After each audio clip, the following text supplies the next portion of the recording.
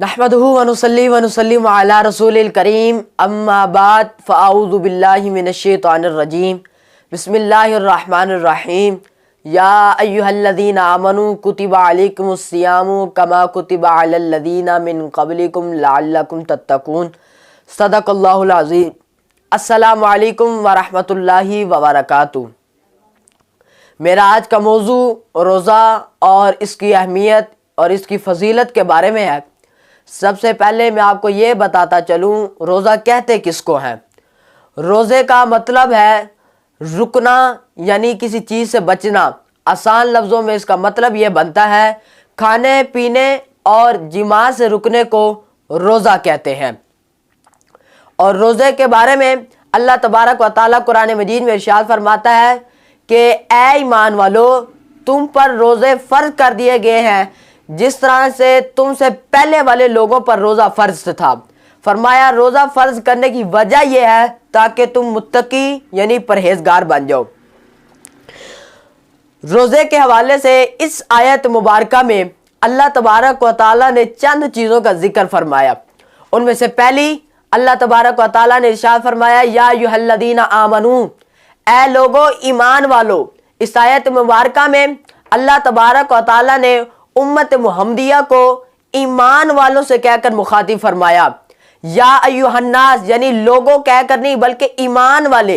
इसका मतलब क्या था? इसका मतलब यह है कि जब कोई मुश्किल काम करवाना हो तो उसको मोहब्बत भरे अल्फाज में पुकारना पड़ता है ताकि वो मुश्किल काम भी उसके लिए आसान बन जाए। तो इसी तरह जब अल्लाह तबारक व तआला ने फरमाया या अय्युहल्लज़ीना आमनू, ए ईमान वालो, इससे अल्लाह तबारक व तआला ने रोज़ा जो है वो चूँकि हम नफ्स के ऊपर एक भारी चीज़ है, ईमान वालों के साथ मुखातिब करके अल्लाह तबारक व तआला ने रोज़ा हमारे लिए आसान फरमा दिया।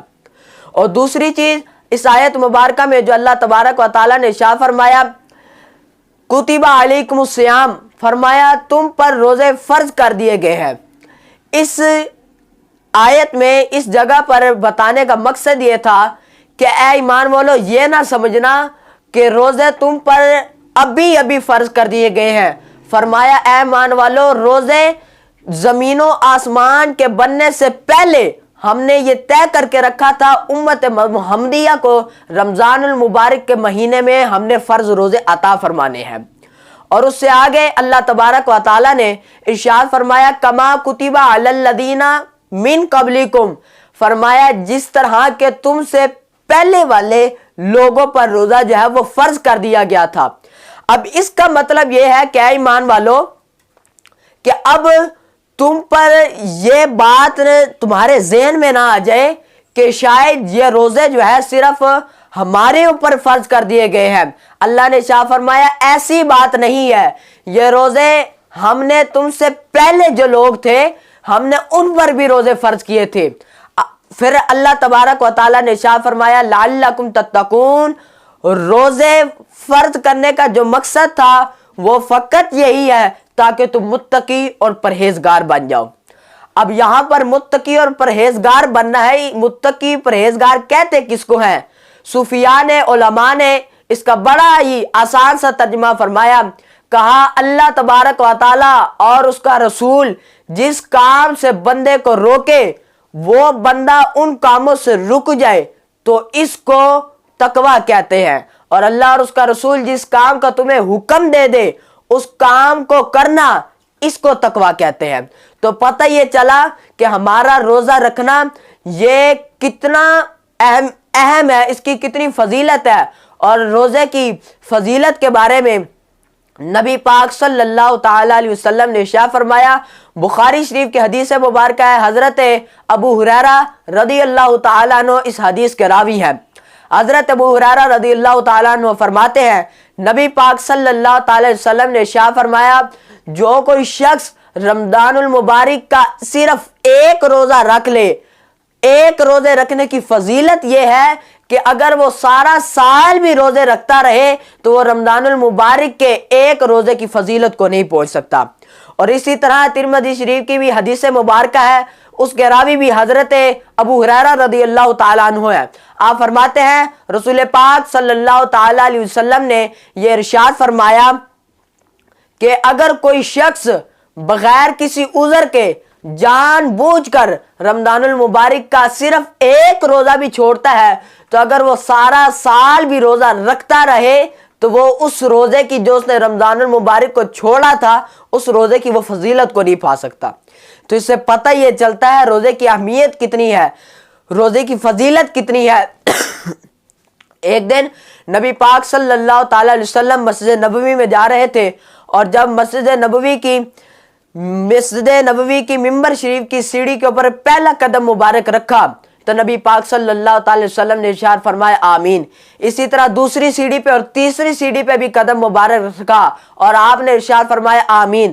تو صحابہ نے عرض کی یا رسول اللہ صلی اللہ تعالی وسلم کسی نے آپ سے کلام نہیں کیا تو پھر یہ آمین کہنے کی وجہ کیا تھی؟ تو نبی کریم صلی اللہ تعالی علیہ وسلم نے ارشاد فرمایا صحابہ جب میں نے پہلی مرتبہ آمین کہا تو اس کی وجہ یہ تھی حضرت جبرائیل علیہ السلام میری بارگاہ میں حاضر ہوئے اور عرض کی یا رسول اللہ صلی اللہ تعالی علیہ وسلم اللہ تبارک و تعالی فرماتا ہے وہ شخص برباد ہو جائے جس نے اپنے ماں باپ کا بڑھاپا پایا لیکن رب تعالی سے جنت نہ حاصل کر سکا۔ تو میں نے کہا آمین۔ فرمایا اسی طرح جب میں نے دوسری مرتبہ آمین کہا تو حضرت جبرائیل علیہ السلام نے عرض کی یا رسول اللہ صلی اللہ تعالی علیہ وسلم اللہ تبارک و تعالی ارشاد فرماتا ہے جب کوئی آپ کا امتی آپ کا نام لے اور پھر اس کے اوپر درود پاک نہ پڑھے تو وہ شخص بھی برباد ہو جائے۔ درود پاک کی فضیلت اتنی ہے کہ اللہ تبارک و تعالی نے اپنا نام لینے کے بعد نہیں کہا کہ میرے نام لینے کے بعد یہ الفاظ پڑھو، بلکہ نبی پاک صلی اللہ تعالی وسلم کے نام مبارک کے بعد فرمایا کہ میرے رسول کا جب نام آ جائے تو اس وقت میرے رسول کے نام کے آنے کے بعد درود پاک پڑھو۔ اور فرمایا تیسری مرتبہ میں نے آمین کہا، اس کی وجہ یہ تھی حضرت جبرائیل علیہ السلام نے عرض کی یا رسول اللہ صلی اللہ تعالی علیہ وسلم اللہ تعالیٰ فرماتا ہے وہ شخص برباد ہو جائے جو رمضان المبارک کا مہینہ پائے اور روزے رکھ کر بھی اللہ تبارک و تعالیٰ کو خوش نہ کر سکا، وہ اللہ کے رسول کو خوش نہ کر سکا، اور اللہ اور اس کے رسول کو خوش نہ کر سکا وہ بندہ بھی برباد ہو جائے۔ تو اس سے ہمیں یہ پتہ چلتا ہے روزے کی اہمیت کتنی ہے۔ اللہ تبارک و تعالیٰ کی بارگاہ میں دعا ہے اللہ تبارک و تعالیٰ ہمیں اس پر عمل کرنے کی توفیق عطا فرمائے۔ آمین۔ وما علینا الا البلاغ المبین۔